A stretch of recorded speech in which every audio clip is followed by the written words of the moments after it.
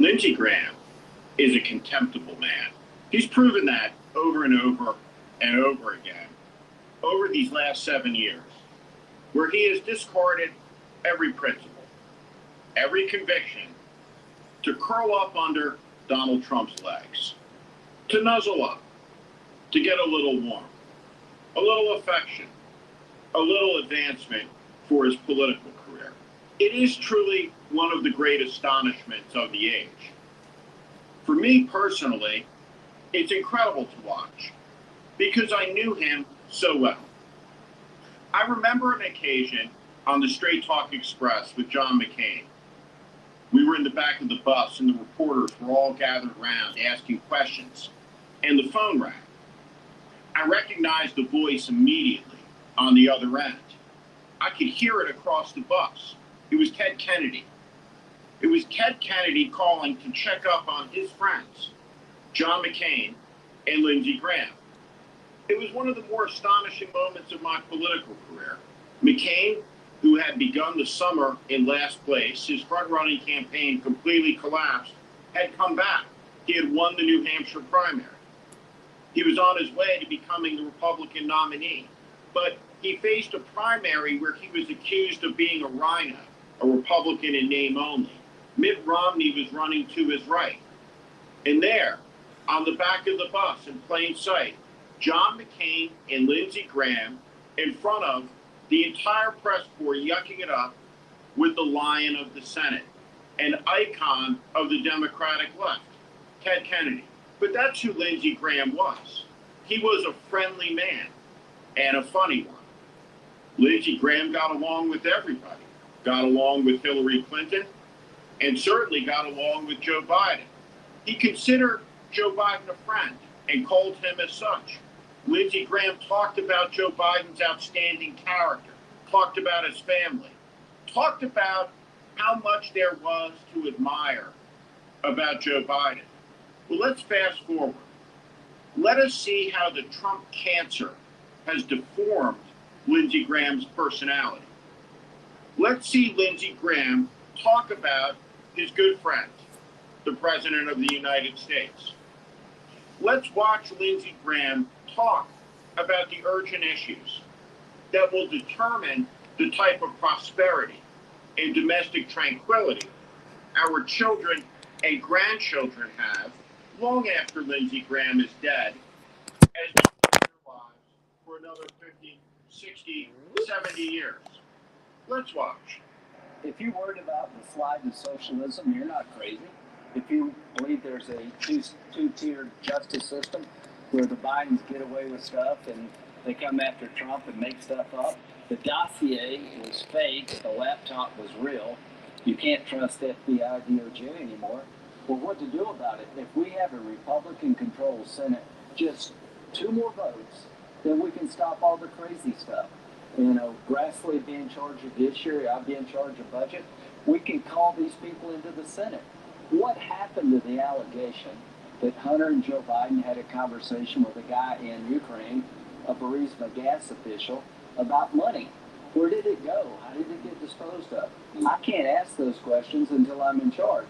So if you want to have an insurance policy against socialism and accountability, make sure we win the Senate in 2020. Indeed. And it isn't just the rancor that stands out, of course, nor the stupidity, the abject idiocy. It's the soullessness. It's the meanness. And it's the lack of vision, which raises a question. If our greatest athletes wind up in the Olympics, why are our rottenest people winding up in the Congress? Right. We have an enormous crisis of character and deficit in America. If these are the type of people who wind up in what was once known as the greatest deliberative body in the world. Lindsey Graham stands for a disgusting proposition, a grotesque one, and it's this. He must be relevant. He must be on television. He must be at the center of what he perceives to be political action and political power, no matter what and no matter what the cost to the country. Lindsey Graham just wants a little affection. And the place he got it from was the lowest place he could have gotten it from Donald Trump's lap, who he climbed up on and curled into for the last 7 years. Damn. Every single thing that he claimed to have believed in, that he claimed he would risk his political career for, was all utter nonsense. It was a con. He is the emptiest and most hollow of men, preaching now a gospel of extremism. Listen. Wow, that is so fucking crazy.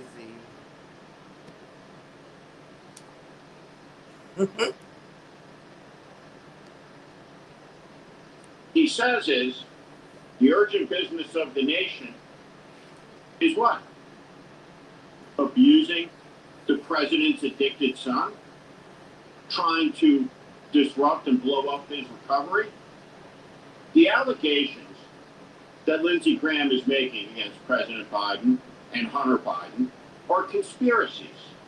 Yeah. They have no basis in fact, outside of the fever swamps of Fox News.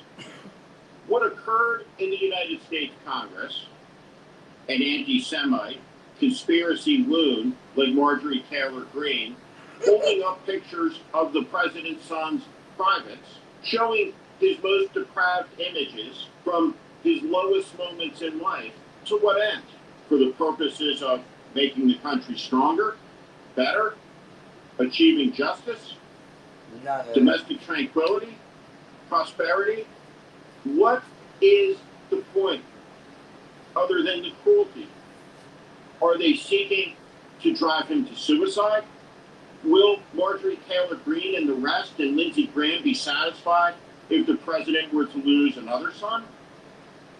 What about all of his children?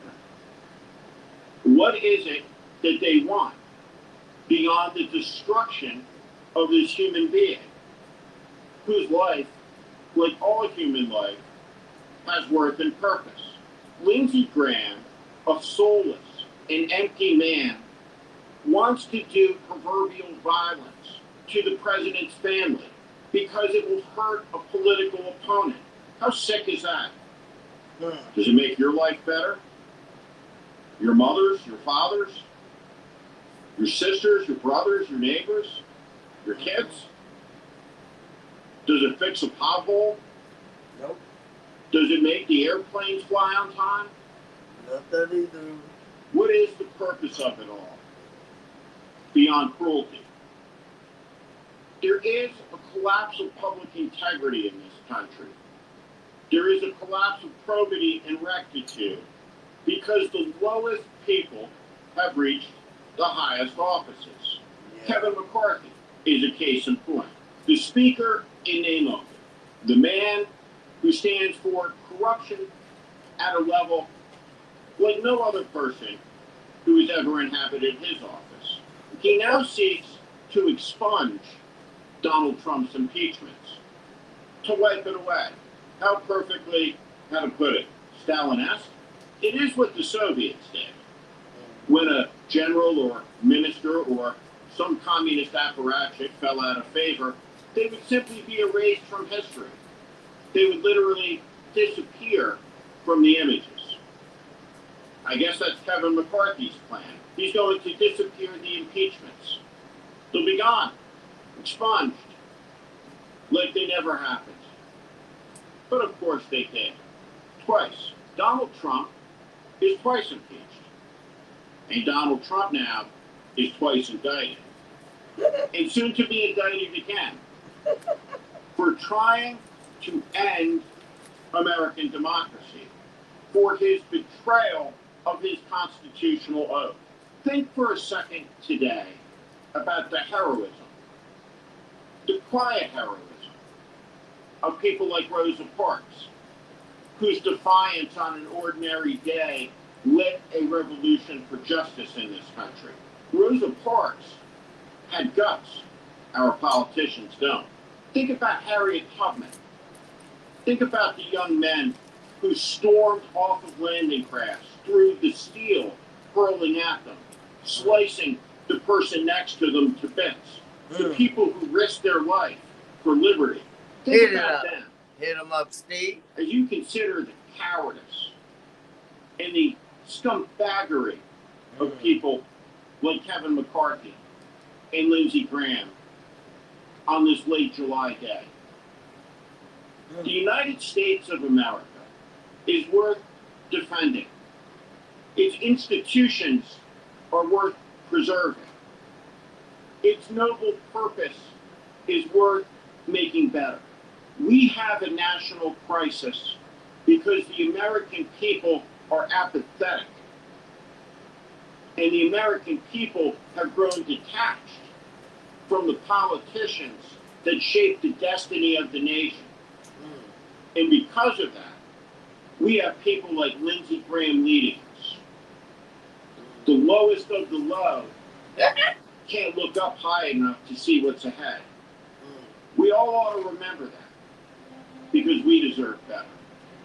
Damn, yo. We ain't playing with the heads. Whew. I know. That's the gist of it. Let's see.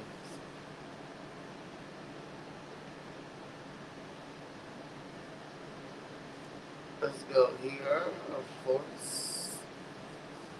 Oh my god, they are really doing a bunch of shit. That fucker's orange bitch is about to be, what?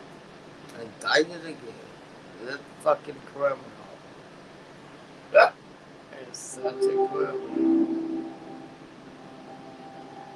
It's Ken Harbaugh with Against All Enemies. Mike Breen is back this week to talk about the film The Sound of Freedom, which is purportedly about child sex trafficking, but is so filled with misrepresentations and white savior tropes that experts in the field of human trafficking say it will do far more harm than good.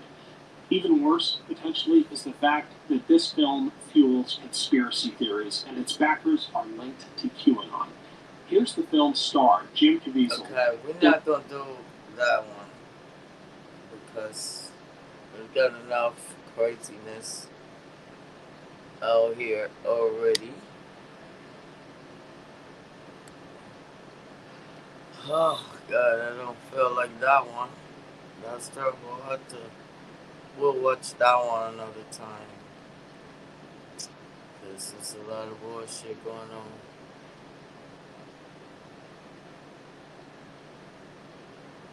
Oh shit.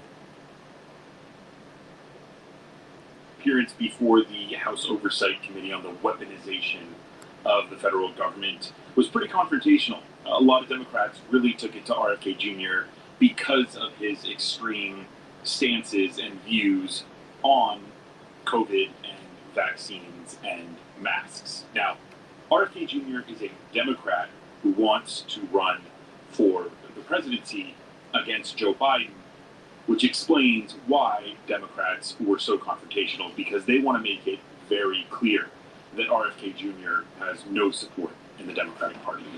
A few months ago, Mr. Kennedy, you compared COVID public health policies to barbaric murderous tactics of Nazi Germany, saying that Jewish people in Nazi Germany had more freedom than Americans facing COVID health restrictions.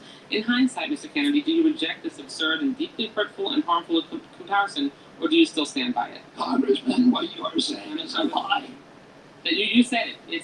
No, I did not. I never continued. Okay. I never, ever. Mr. Chairman, I'm here to COVID the record. When Mr. Kennedy said that, I reclaim my time. In discussing COVID public health measures, you made light of the genocide against Jewish people by saying, and I quote, "Even Hitler's Germany, you could cross the Alps to Switzerland, you could hide in an attic like Anne Frank did." Mr. Kennedy, do you think it was easy for Jewish people to escape systematic slaughter of Nazis, yes or no? Absolutely not. Okay, good. Mr. Kennedy, do you think it was just as hard to wear a mask during COVID as it was to hide under floorboards or false walls so you weren't murdered or dragged to a concentration camp? Yes or no? Excuse me? That's a question, yes or no?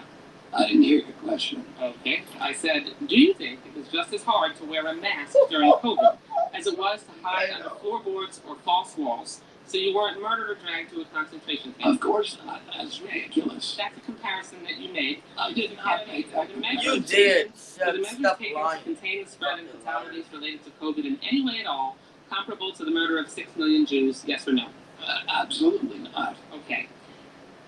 Let's be very clear here. There's no legitimate comparison to the Holocaust. It doesn't matter if you're talking about AI, vaccine mandates, or anything else. There is no comparison. And if this were a slip of the tongue, Mr. Kennedy, or a one-off comment, we would all move on. But there's a deeply disturbing pattern. In 2015, you apologized to all those, quote, whom I offended by my use of the word Holocaust to describe the autism epidemic. When discussing efforts to encourage others to get vaccinated for COVID-19, you said Nazis did that in the camps in World War II. They tested vaccines on gypsies and Jews. That was a quote. Like before, you apologized for invoking the Holocaust, saying, quote, to the extent my remarks caused hurt, I am truly and deeply sorry. These are not real statements of contrition or remorse. They are passive-aggressive non-apologies that blame the listener for reacting to the lie you just Tag said. that Deny, out. deny, deny. RFK Jr. did quite a bit of that, but RFK, buddy, we've got the receipts. Here is Jr. comparing Nazi Germany to our response to COVID. You have the right to compel unwanted medical interventions on us. The Nazis did that in the camps in World War II. They gassed them, Vaccines on stupid gypsies and bitch. Jews. Jesus And the world was Christ. so horrified after the war, we signed the Nuremberg Charter. And we all pledged when we do that, we would never again impose unwanted medical interventions on human beings without informed consent. And yet in 2 years, all of that conviction has suddenly disappeared. Damn, what happened to your People are brain? walking around in mass with science has not been explained to them. They are doing what they're told. They are these government agencies are orchestrating obedience. It is not democratic. It's not the product of democracy. It's the product of a pharmaceutical-driven biosecurity agenda. Get your ass on a plane and die. Entire human race and plunge us into a dystopian Damn, nightmare motherfuckers. where the What happened to you? apocalyptical forces of ignorance and greed will be running our lives and ruining our children. While Debbie Wasserman Schultz didn't bring the video to Congress, Dan Goldman did and had this exchange with RFK. Go, Jr. Dad, I'd like to go. quickly play a short video if we could. COVID-19 is targeted to attack Caucasians and They got receipts. the people who are opposed to it are asking us Jews and Chinese. Mr. Kennedy, I have a simple question for you. As a Damn. early victim of COVID, I actually got it March 10th, 2020. And my question to you is whether you think I should be worried about my genetics as an Ashkenazi Jew because I did contract COVID. No, not at all. And that statement that you saw there is a truncated version of a larger statement. I understand. You issued a And where I was Get it. describing, I was Understand, hold on. I have a was simple question. describing You're now a going study. on and reclaiming my time. Because what I really want to talk about here is evidence. Evidence, evidence, evidence. Mr. Johnson was so eager to talk about what he called the hard evidence, and yet all we heard again was him repeating allegations without identifying any evidence. This is a place Any for those looking to evidence. take- No evidence. Fucker. Stupid. These allegations as much as you want, but it doesn't make them true. And finally, Jerry Connolly, a Democrat from Virginia, did his best to summarize exactly what RFK Jr. was doing there, and that was simply to be used as a pawn. No matter Yes. what you may think, Mr. Kennedy, and I revere your name, you're not here to propound your case for censorship. You are here for cynical reasons Yes. to be used politically by that side of the aisle to Yeah. embarrass the current president of the United States. And you're an enabler in that effort today. And it brings shame on a storied name that I revere. I began my political interest with your father. Right. The Kennedys. And it makes me profoundly sad to see where we have descended today in this.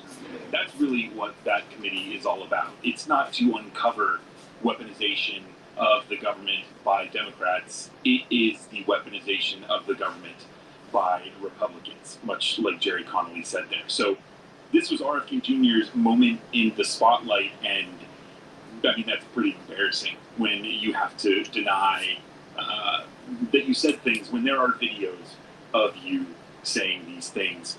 Also, I mean, what RFK Jr. talked about there, how he ended that one clip, pretty dark, pretty nihilistic. It was his COVID response. America's COVID response was orchestrating obedience by a pharmaceutical-driven biosecurity agenda that will enslave the entire human race, plunge us into a dystopian nightmare, apocalyptical forces of ignorance and greed will run our lives and ruin our children. And this guy wants to run for president of the United States. You know, yeah, I mean, now that I think about it, that sounds a lot like Obama's 2008 message of hope and change, right? RFK Jr., man. You are going to crash and burn, and this is just the beginning. If you continue to stay in this race, to throw money away staying in this race, this is only the beginning. This is only the first of many times of watching RFK Jr. get embarrassed. Oh my fucking God, these motherfuckers are, man, Kennedy, Mr. Kennedy, what the fuck are you thinking? Jesus. Fucking ridiculous.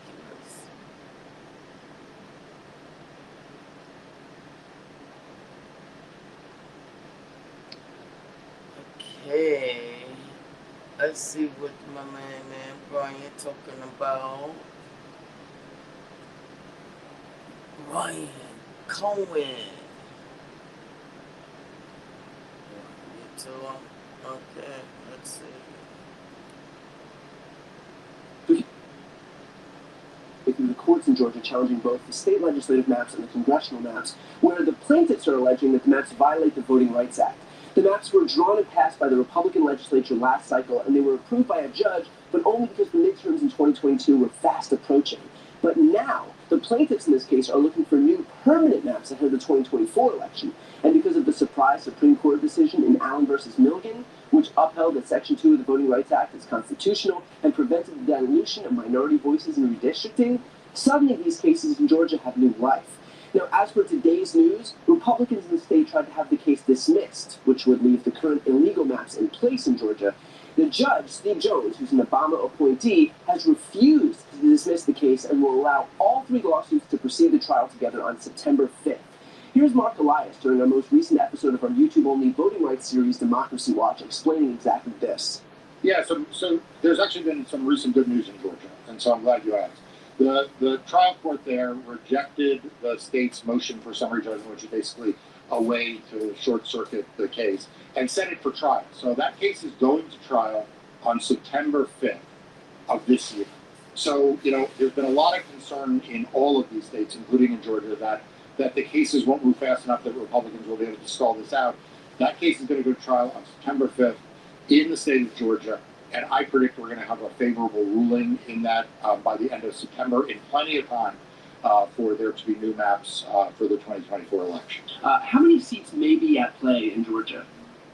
So Georgia, like Alabama, involves one additional black majority district in the Atlanta region, is the Georgia case. Now, importantly, this development in Georgia comes on the heels of two other major developments in the redistricting space. Because of the Allen versus Milligan case, Alabama was ordered to draw a second majority black district. The Alabama legislature actually opted to defy the Supreme Court's order by moving to submit maps that aren't majority black, and I discussed with Mark what will happen if they don't ultimately comply with the court's ruling. It looks like Republicans are defying the Supreme Court's directive here. So, first of all, can you explain what these Alabama Republicans are doing? They're breaking the law.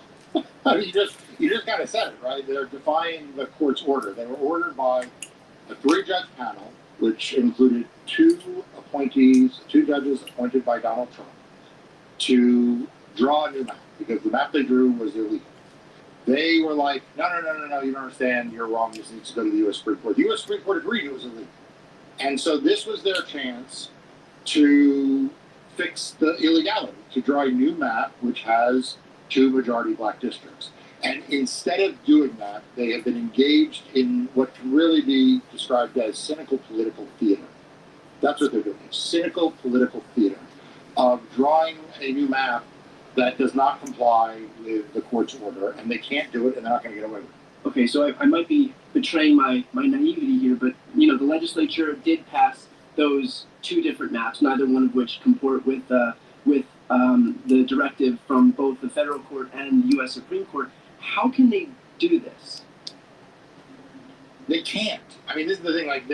What they're doing, they're not allowed to do. But here's the escape hatch. And this, I think, gets a little bit, Brian, to the politics of what I think they're doing, is they're not going to get, thrown in jail for not drawing a map, right? It's just what's going to happen is the maps they draw just will be disregarded and the court will draw its own map. Okay. So what they're doing, I think, and why I call it cynical political theater, is they want to be able to say to their voters, we were forced by the court into doing something, and then we did the thing that we did to sort of not effectuate the court's order because we were standing up for you. Right. We were standing up for Republicans.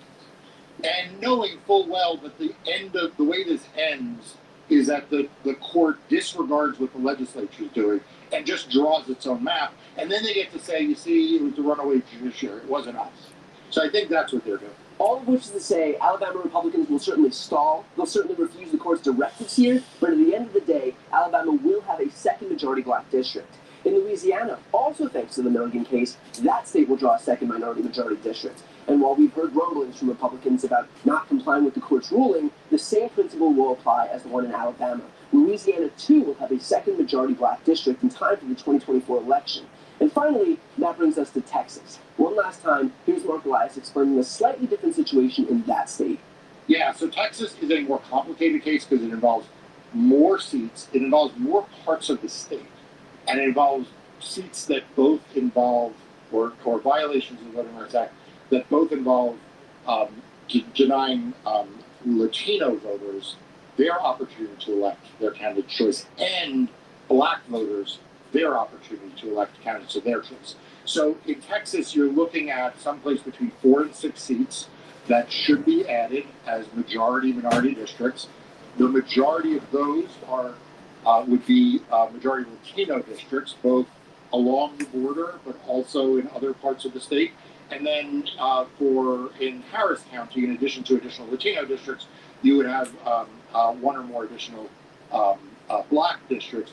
That case is moving at a slower pace, but again, I expect the federal courts know when they're being played, and even if a federal judge isn't going to vote your way, they understand that election cases have to move in time for the election. So win, lose, or draw, I really do expect that these judges are going to expedite these cases so that there are rulings in time for the 2024 election. And of course, it's worth noting that the Section 2 of the Voting Rights Act cases aren't the only news in the redistricting space. There's also the recent news that New York will be redrawing its congressional maps. Ahead of the 2022 midterm cycle, New York adopted temporary maps from a Republican-leading mapmaker.